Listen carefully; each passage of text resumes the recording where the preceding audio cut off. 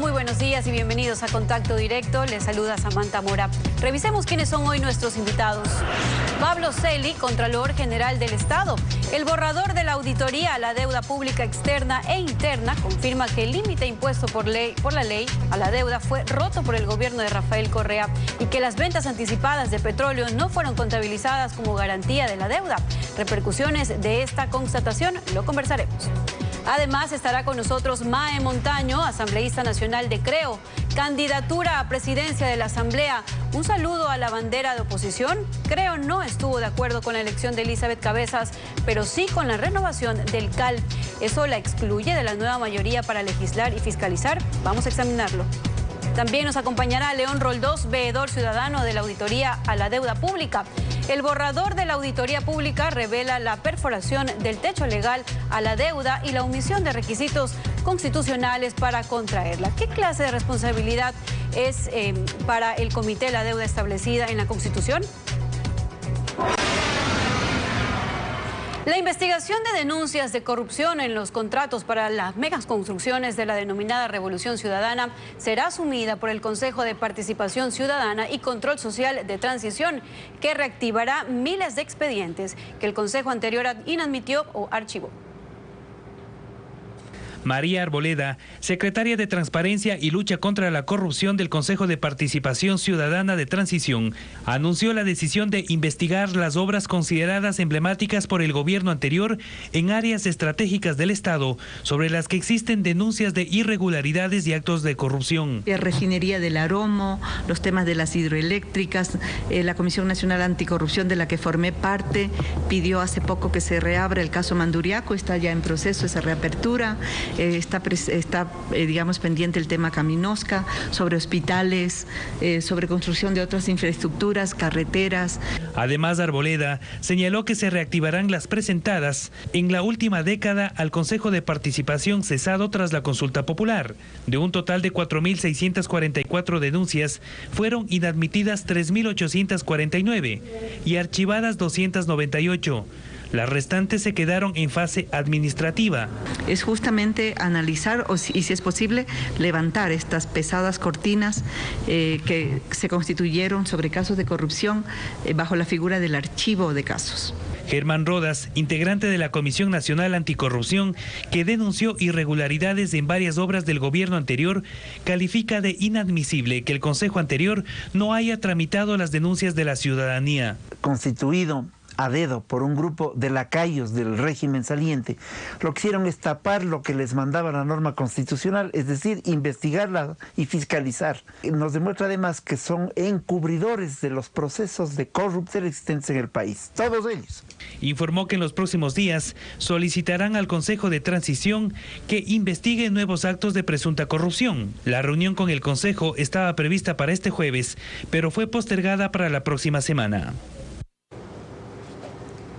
Alfredo, ¿cómo estás? Muy buenos días. Muy bien, Samantha. Buenos días. Buenos días a todos. Aunque los mandatos prioritarios del anexo 3 de la consulta se concentran en que el Consejo Transitorio debe evaluar a los funcionarios designados por el Consejo de Participación y eventualmente cesarlos y reemplazarlos, así como preparar reformas de ley para reforzar la lucha anticorrupción. También le otorga las mismas atribuciones que le da la Constitución, entre las cuales está investigar denuncias de corrupción, lo cual también es prioritario y fue una competencia que en la práctica brilló por su ausencia en la década ganada por la impunidad. La actualidad, los protagonistas, el análisis y la información en Contacto Directo.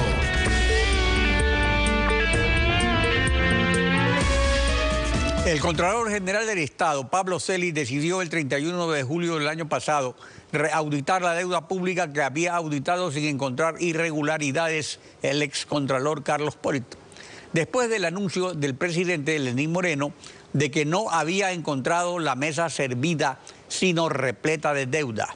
La decisión del Contralor comprende legalidad, fuentes y usos de la deuda pública interna y externa entre el 1 de enero del 2012 y el 24 de mayo del 2017.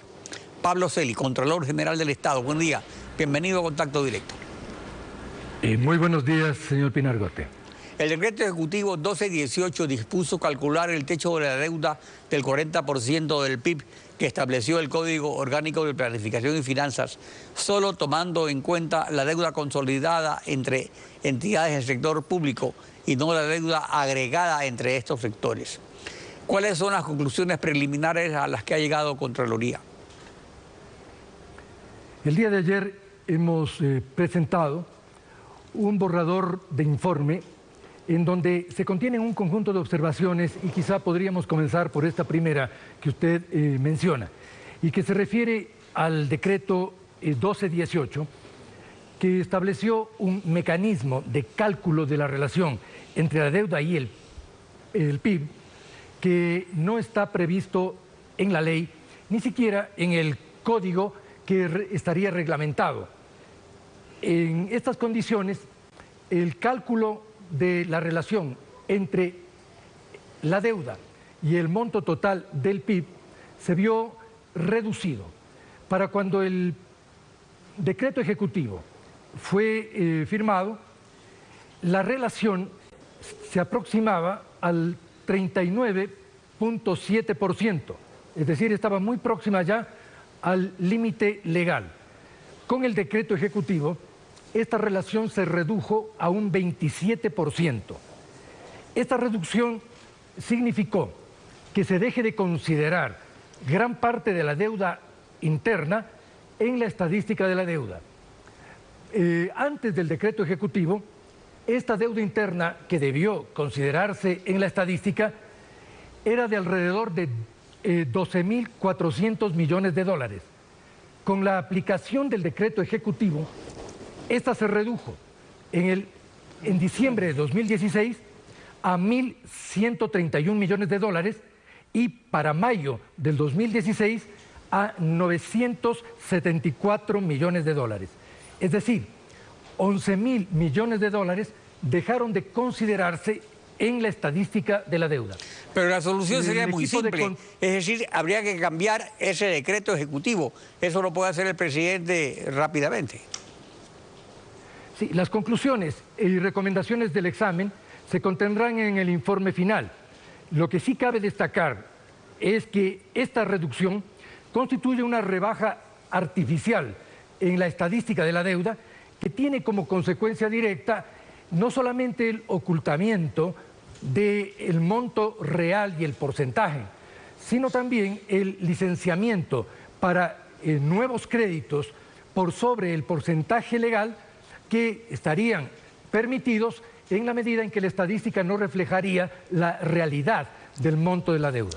Y eso se ha venido haciendo en este gobierno. Ahora, en enero también, hablando de ocultamiento, al constituirse la veeduría ciudadana a la auditoría, Contraloría informó de hallazgos preliminares sobre los que versaría la auditoría.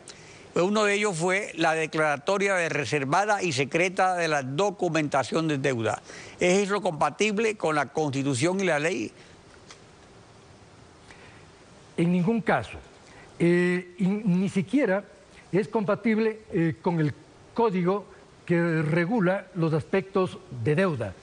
Hay 3 resoluciones ministeriales que se encuentran observadas en el examen de Contraloría.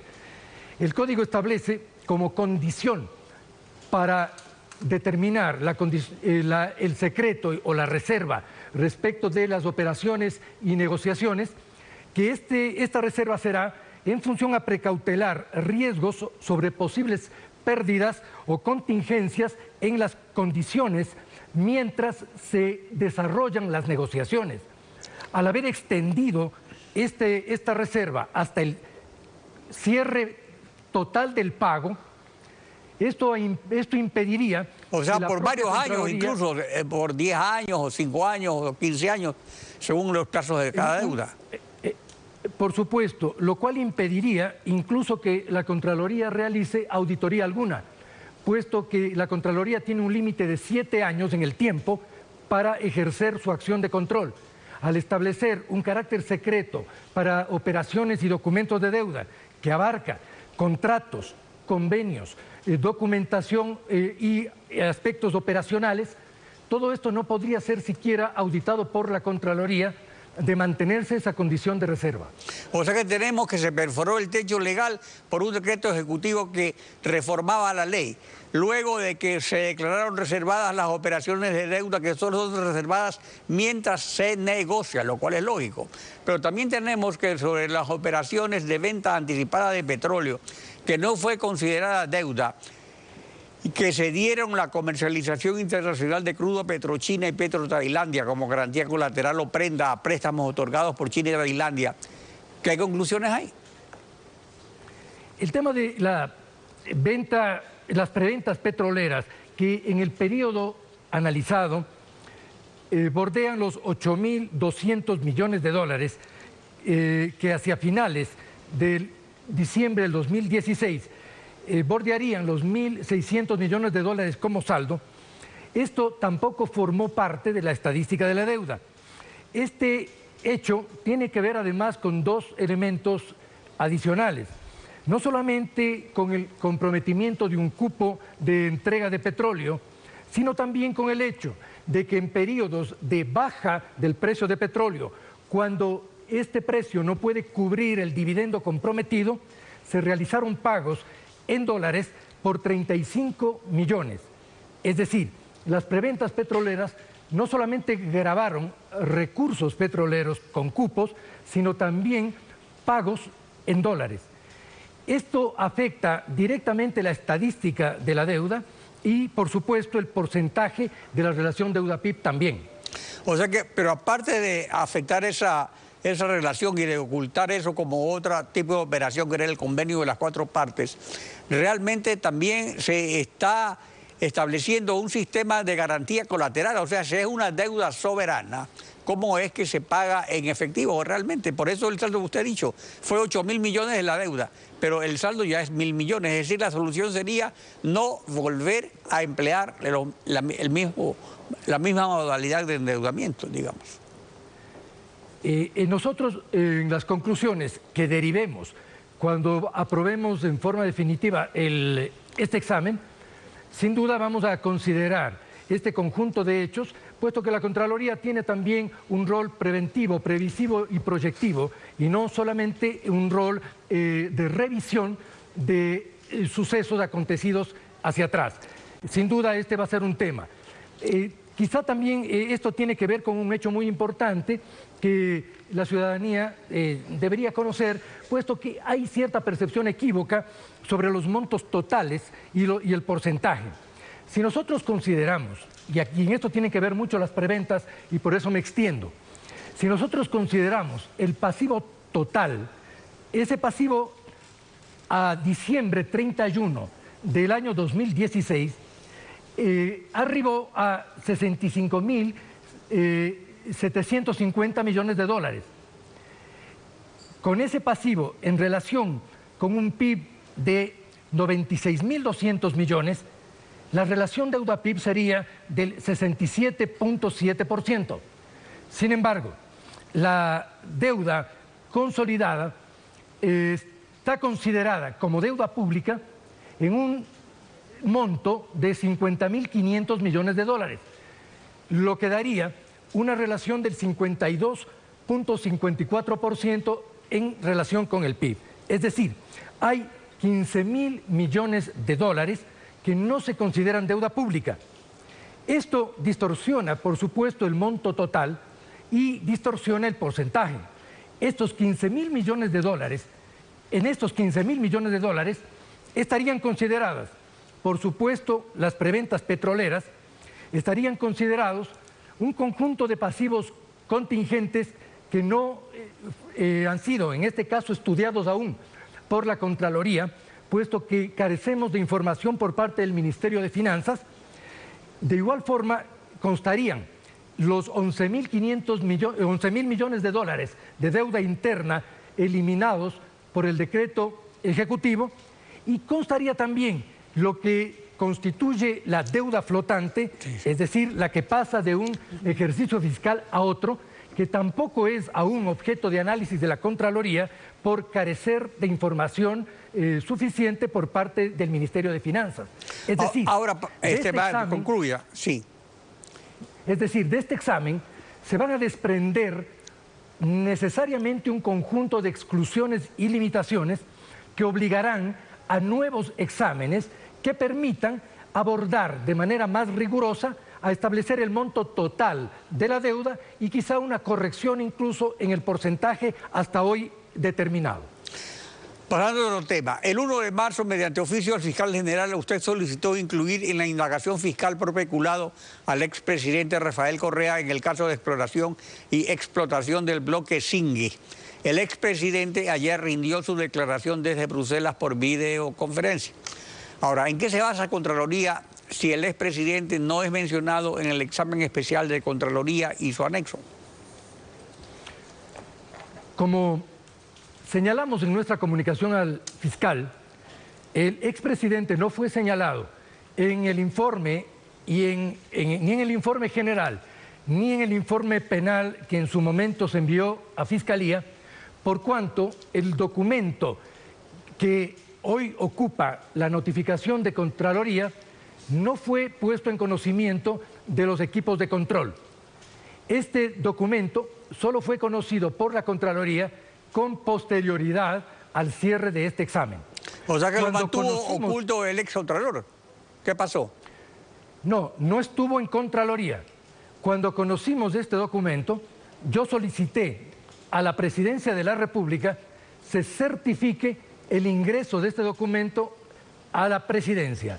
Solicité también a la empresa que emitió el documento, DIGOIL, que haga lo propio, que lo certifique. Y solicité al Ministerio de Hidrocarburos que proceda también a su certificación. Nosotros recibimos de parte de la Presidencia la certificación de que efectivamente ese documento ingresó y se encuentra en el archivo de la Presidencia. El Ministerio es decir, que el presidente sí tuvo conocimiento de este informe oportunamente. Si es que existe un documento enviado personalmente al presidente, es de suponer que el presidente lo conocía. Es un documento que está dentro del sistema administrativo de la Presidencia, que está bajo conducción directa del presidente de la República.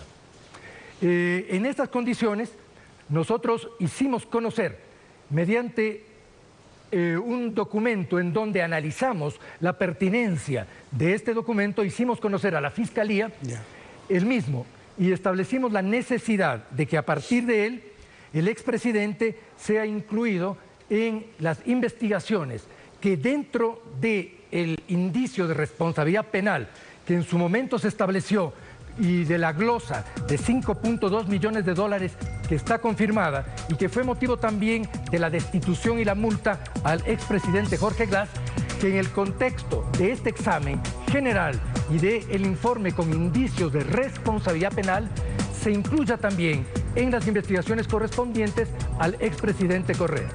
Pablo Celi, Contralor General del Estado, gracias por acompañarnos en Contacto Directo. Samantha. Muchas gracias. Y al volver, Mae Montaño, asambleísta nacional por Creo, candidata a presidente de la Asamblea, un saludo a la bandera para dejar constancia de que Creo no está en la nueva mayoría gobernista. Ya regresamos. Mae Montaño, asambleísta nacional por Creo. Buenos días, bienvenida a Contacto Directo. Muy buenos días, doctor. ¿Cómo está usted? Al pueblo ecuatoriano, mi saludo con un gran abrazo. Al candidatizarla a la presidencia de la Asamblea, Creo, sin tener los votos suficientes para ganar esa elección, fue un saludo a la bandera de la oposición, de decir, para dejar bien claro, digamos, quiénes son y quiénes son de la mayoría gobernista. De ninguna manera.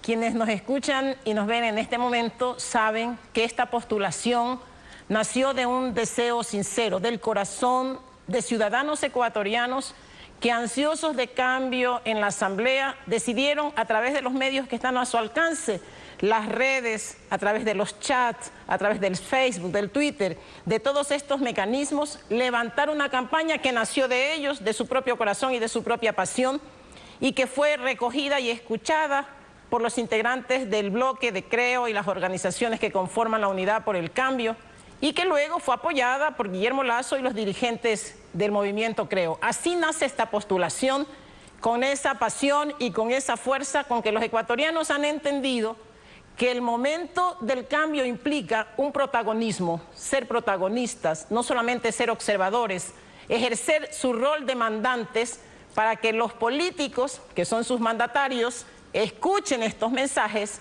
y lo asuman como una orden. Pero en todo caso, quedó claro que están en la oposición. Ahora, una cosa es la nueva mayoría gobiernista consolidada con PSC, Suma, pero mientras tanto, PSC, Suma y Creo y el Bloque de Integración Nacional con dos bancadas opositoras, se consolida con PSC y Suma y Creo y el correísmo. Son dos bancadas opositoras que no se pueden ver entre sí. Por tanto, no van a bloquear nada de lo que haga la mayoría gobernista. Entonces, ahí hay una realidad, que es como se establecen las actividades en el Parlamento. Sin embargo, no se descarta en una asamblea conformada de esta manera, con una mayoría gobernista estable, que según el tema de qué se trate, haya convergencias especiales sobre ciertos temas, por supuesto. Creo participará con su voto apoyando la nueva mayoría si el tema lo merece. Yo quiero, como un mecanismo y una forma de agradecer al pueblo ecuatoriano este respaldo y que haya confiado en mi nombre, yo quiero decirle a la gente que tiene que seguir movilizada, que tiene que seguir vigilante respecto de lo que pasa en la Asamblea. Hemos perdido una oportunidad brillante.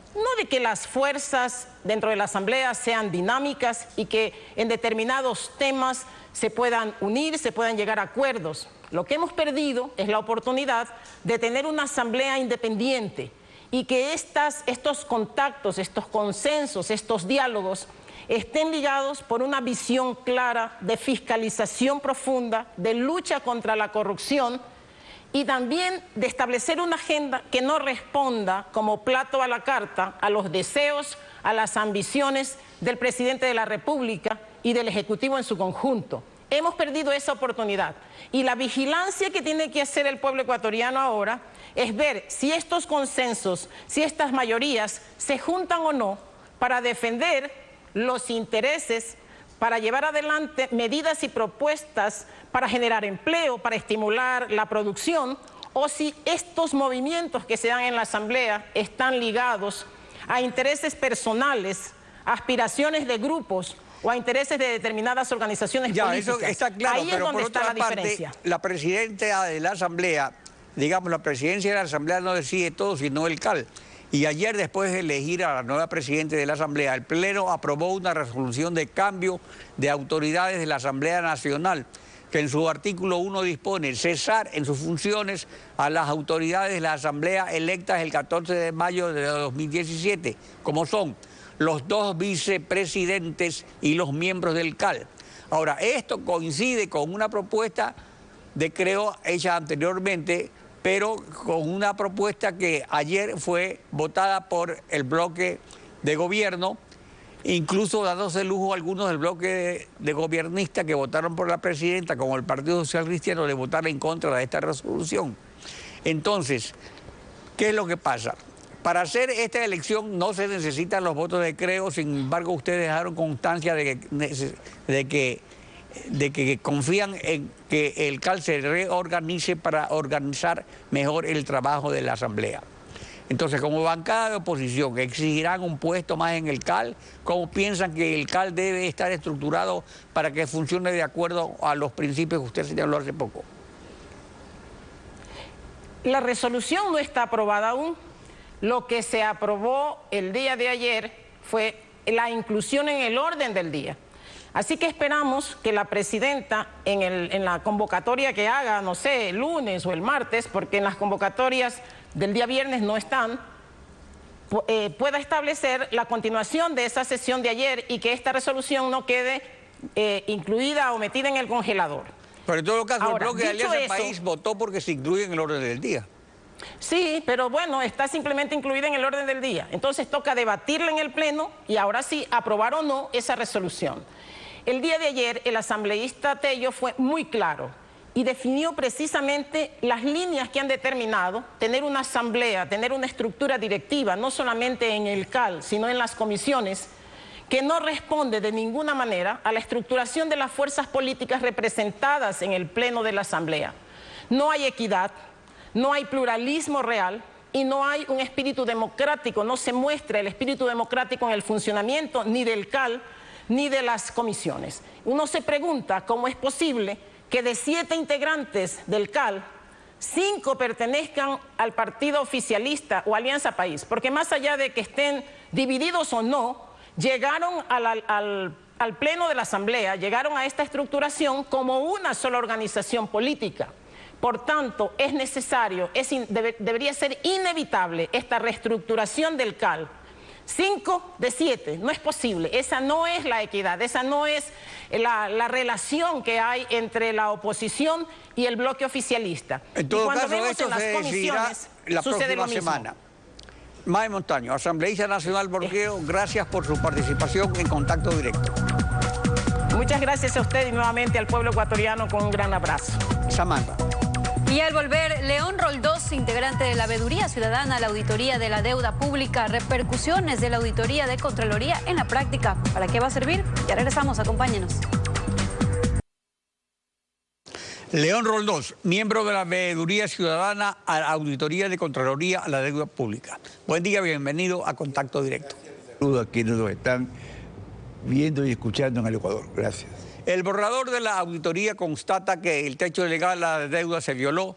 El Código de Planificación y Finanzas en su artículo 139, inciso final, señala expresamente que el Comité de Deuda y Financiamiento será corresponsable de las condiciones financieras de los procesos de endeudamiento que apruebe. Es decir, el presidente de la República, el ministro de Finanzas y el secretario de Planificación. Entonces aquí tenemos 2 segmentos. Primero, las responsabilidades del comité de deuda anterior, es decir, de Correa y sus ministros, y las responsabilidades del comité de deuda actual presidido por Lenín Moreno, que obviamente, según la Constitución, debe establecer un plan de estabilidad fiscal. Entonces vamos por lo primero. ¿Qué responsabilidad implica civil, penal y políticamente para los anteriores miembros del comité? Hay, yo diría, clarísimo la responsabilidad civil y la administrativa. Y hay indicios de responsabilidad penal. Yo quiero puntualizar algo. Hubo una legislación, pero evidentemente pro corrupción y pro facilitar acciones como esta del endeudamiento irresponsable en el Ecuador mediante reformas legales. Cuando el año 2010 se estableció el actual código para el manejo de las finanzas públicas, justamente su orientación fue desmantelar lo que tenía la LOAFIC de algunas garantías. Entre estas, por ejemplo, desaparecieron todos los dictámenes y se quedó la responsabilidad en el presidente de la República, en el ministro de Finanzas y en el funcionario de Planificación. Pero, vale mencionar, el presidente de la República no era usual en las reuniones de este comité. Enviaba delegados y en las normativas que el presidente de la República dictó también establece que sus delegados no lo comprometen a él. Es decir, es un caso sui generis. Normalmente un delegado tiene, en términos similares a un mandato, la responsabilidad de estar comunicándose con su mandante o quien lo delega y actuar. En este caso, pues, y lo hemos visto en la deuda y en varias circunstancias, Correa evidentemente daba las órdenes, sobre todo las sabatinas era su escenario de dar órdenes, pero luego de eso pues intervenían terceras personas, con lo cual se lavaban las manos. Lo estamos viendo en el caso Singüe. Entonces solamente tendría responsabilidades civiles y administrativas que son imprescriptibles según el Código de Finanzas. Sí, también podría haber indicios de responsabilidad penal, y yo creo que los hay, porque sí ha dictado él, en cambio, decreto ejecutivo o viabilizado, evidentemente, deuda en condiciones que son perjudiciales para el Ecuador, sobre todo porque constituyen una acumulación de mentiras. Imagínense, en ese código que dictó el año 2010, se estableció que la deuda a menos de 360 días no era deuda. Absurdo, pues simplemente es deuda. Antes no, antes era lo FIC, todo era deuda. Y ahí inclusive cometieron un error, ya en la implementación de bonos y de CETES, porque emitieron papeles a 360 días. Cuando se dieron cuenta, en el decreto 1218, el de octubre del 2016, le cambian la palabra a menos de 360 días, la cambian hasta 360 días. Es decir, a menos es una cosa, es hasta 359. Es decir, que se revela, según eso, el texto de esos documentos públicos, que había, digamos, dolo, o sea, la intención positiva de burlar, digamos, el techo. Así es, de mentir. Lo cual sería penal, digamos. Así es. Y además de eso, por principio, todo papel a menos de 360 días, si es refinanciado, se extiende el plazo. ¿Por qué? Porque es la obligación que usa el Estado, entre comillas, para simular que no hay endeudamiento. Ahora, pero vamos a lo más importante también en estos momentos en que se ha demorado más de 10 meses, digamos, el plan o programa económico del gobierno, que ha habido una consulta popular, que ahora ha habido esta auditoría de la deuda. Se necesita, según la Constitución, cuando se pasa el techo de la deuda, un plan de estabilidad fiscal y económica. Entonces, ¿qué es lo que le corresponde en estos momentos al presidente Lenín Moreno respecto a nuevos endeudamientos y respecto a esa estabilidad? A ver, yo creo que tiene que trabajarse ese plan, pero no se le puede poner una camisa de fuerza al presidente Moreno. Si estamos hablando que la deuda en este momento sobrepasa de 70.000 millones de dólares, es decir, estamos hablando que estamos alrededor del 70% del PIB. Bajar a 40% del PIB no es tan fácil.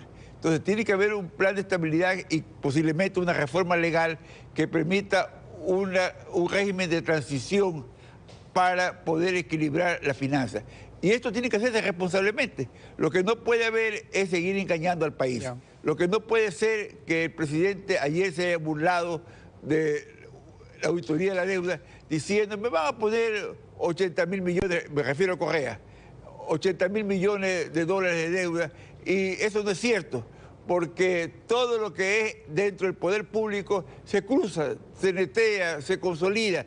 ¿Qué estamos hablando? Pues acaso los fondos del IES, los fondos del Banco Central, sí, todo alguna sola cosa. No, no se trata de un bolsillo de payaso la deuda del sector público. Entonces, frente a eso, yo creo que Moreno tiene la gran opción de ser responsable. Y responsable es no someterse a una camisa de fuerza, porque sería imposible que gobierne, pero establecer un plan que el país lo crea y sobre todo que se vincule con desarrollo, con inversión en el Ecuador. Ya no podemos seguir viviendo de este estado de mentira que se establece con... Así es, esa etapa ya terminó y ahora es hora de entrar en una nueva etapa. Así es. León Roldós, gracias por su participación en Contacto Directo. Samantha. Alfredo, sí, ya estamos despidiendo Contacto Directo. Bueno, Samantha, muchas gracias por haber colaborado con nosotros esta semana. Ha sido realmente un placer, lo has hecho muy bien. El lunes ya regresa Steffi y mañana continúas con Lenin Artieda. Gracias, doctor. Nos vemos. Hasta el lunes. Hasta el lunes.